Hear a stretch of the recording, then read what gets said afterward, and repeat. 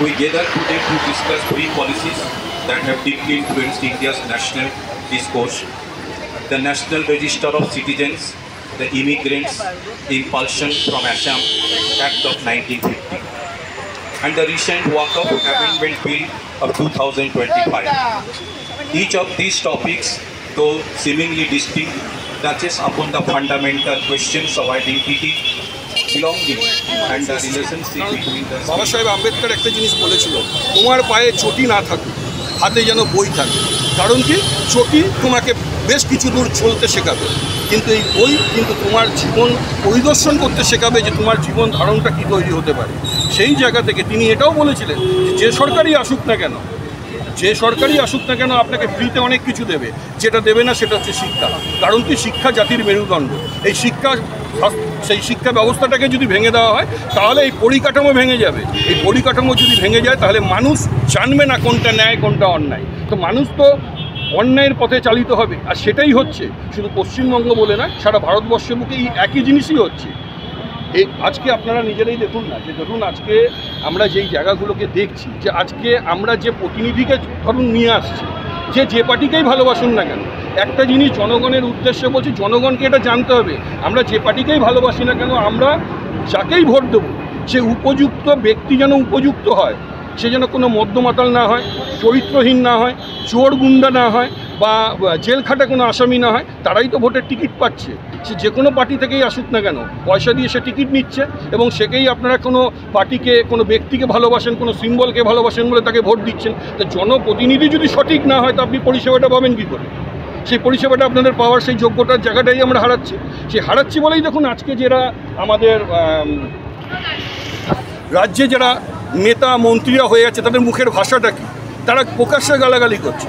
তারা আজকে পুলিশ প্রশাসনের যিনি সিপি তাকেও পর্যন্ত গালাগালি করছে। তা সেটা তো দোষ তো তাদের নয়, দোষ তো আমাদের জনগণের। আমরা যদি অযোগ্য ব্যক্তিকে নিয়ে এসে আমাদেরই মাথার ওপরে বসাই, তাহলে আমরা সিস্টেমের কাছে কী আশা করব? সিস্টেম আমাদের হয়ে কাজ করবে? কখনোই করতে পারবে না। কারণ কি, সিস্টেমের ওপরে আমরা তাদের মাথার উপরে একটা অযোগ্য ব্যক্তিকে বসিয়ে রেখেছি, তারাই তো চালিত করবে। একটা জিনিস বুঝতে হবে, আপনি কোনো জায়গায় চাকরি করেন, আপনি বসের কাছে চাকরি করছেন, সে বস আপনাকে যা বলবে তাই শুনতে হবে। তাহলে কোন জায়গায় চাকরি করছেন, কোন বসের কাছে আছেন, সেটাকে আপনাকে ভেবে নিতে হবে। তা সেই ক্ষেত্রেই আপনাদের জনগণের কাছে আমার বিনীত অনুরোধ, আপনারা ভোট দেওয়ার আগে 10 বার করে ভাববেন যে আপনারা কাকে ভোট দিচ্ছেন। যদি কোনো নির্দল কোনো প্রার্থী হয়ে থাকে, সে প্রার্থী অ্যাডভোকেট হতে পারে, সে প্রার্থী কোনো এক্স পুলিশ অফিসার হতে পারে, সে প্রার্থী হয়তো আপনার শিক্ষক হতে পারে, সমাজকর্মী হতে পারে, আমরা তাকে না ভোট দিয়ে আমরা অযোগ্য ব্যক্তিকে ভোট দিই। কেন কি, আমরা এই পার্টিকে ভালোবাসি। সেটা হলে তো সিস্টেমের কাছে আপনি কি করে আশা করেন যে সিস্টেম আপনার হয়ে কাজ করবে? আমরা সবসময় কোনো কিছু হলে পুলিশ প্রশাসনকে দোষারোপ করি, এটা আমাদের সবথেকে ভুল ধারণা। পুলিশ প্রশাসনের হাতে কিছু করার থাকে না। যদি আমরা সেই প্রশাসনের ওপরে যদি কোনো আধিকারিককে বসিয়ে রাখি, সে যদি অযুক্ত মানুষ হয় বা যুক্তিহীন মানুষ হয়, সে মানুষকে তারাকে চালিত করলে তারা কি করবে? সেই জন্য সঠিক মানুষ বা সঠিক প্রার্থী আপনাদেরকে মনোনীত করতে হবে, যাতে আপনারা আমাদের সংবিধানকে বাঁচানো যায়। আমাদের সংবিধানের যে রাইটগুলো আছে সেই রাইটগুলো জানা যায়। আমাদের যে মৌলিক অধিকারগুলো আছে, অন্ন, বস্ত্র, শিক্ষা, স্বাস্থ্য, বাসস্থান, সেইগুলো যেন সঠিকভাবে আমরা পেতে পারি। আমাদের গণতান্ত্রিক অধিকার, যে অধিকার আমাদের সংবিধান দিয়েছে, সেই অধিকারের তুলনায় যেন আমরা আমাদের ভোট যেন আমরা নিজেরাই গিয়ে নিজেদের ভোট কেন্দ্রে গিয়ে যেন ভোট দিতে পারি। আমার ভোট যেন অন্য কেউ না দিয়ে যায়, বা আমাদের যিনি মারা গেছেন তার ভোটও যেন কেউ না দেয়। এই যে অনৈতিকভাবে আমাদের এই ক্রিয়াকলাপটা ভারতবর্ষের বুকে চলছে, এটা রাজনৈতিক মহলে, সেই জিনিসটার এই হচ্ছে প্রতিবাদ, যে প্রতিবাদ আমরা আনতে চলেছি এই মঞ্চের মাধ্যমে। আপনার নাম? নমস্কার, আমার নাম অতীন্দ্র ঘোষ, আমি এই সংগঠনের ফাউন্ডার এবং all India general secretary. Atindra Ghosh মহাশয়কে এই যুগান্তকারী প্রতিবাদ সভার আয়োজন করার জন্য আমার অন্তরের অন্তঃস্থল থেকে সর্বান্তকরণে অভিনন্দন, সমর্থন ও আন্তরিকতা জানাই। আজকের এই প্রতিবাদ সভাতে অনেকগুলো বিষয় আছে, তার মধ্যে আমি যেহেতু নিজে বাঙালি, আমি বাঙালি বলে নিজেকে গর্ববোধ করি। আমি বাংলার পরিপ্রেক্ষিতে কতগুলো কথা বলবো। দেখুন, এটা আমাদের খুব দুর্ভাগ্য, ভারতবর্ষের স্বাধীনতার আন্দোলনে সবথেকে বেশি যার অবদান ছিল সেটা হচ্ছে বাঙালি জাতির।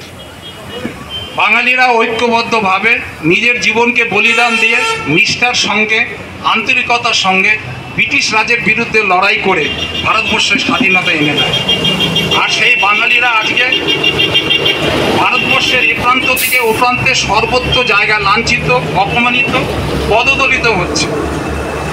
যদি লক্ষ্য করেন তাহলে দেখতে পাবেন, দেখুন একদিকে আমরা হিন্দুত্ব হিন্দুত্ব বলে লাফালাফি করছি, অথচ যিনি বিশ্বের দরবারে এই হিন্দুত্ববাদকে প্রতিষ্ঠা লাভ করিয়েছিলেন, যার জন্য আমরা হিন্দু হিসেবে গর্ব অনুভব করি, তিনি স্বামী বিবেকানন্দ।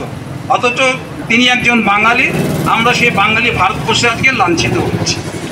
আন্তর্জাতিক স্তরে যদি ভারতবর্ষে প্রথম নোবেল প্রাইজ এনে দেন তিনি রবীন্দ্রনাথ ঠাকুর, বাঙালি, সেখানেও আমরা পদদলিত হচ্ছি। আপনি যদি দেখেন ডান দিকে আছে নেতাজি সুভাষচন্দ্র বসুর মূর্তি আমরা দেখতে পাচ্ছি।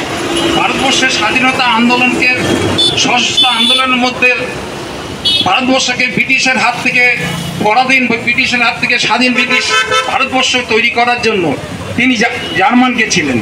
একটা গল্প আপনাদের বলি, ছোট্ট কথা।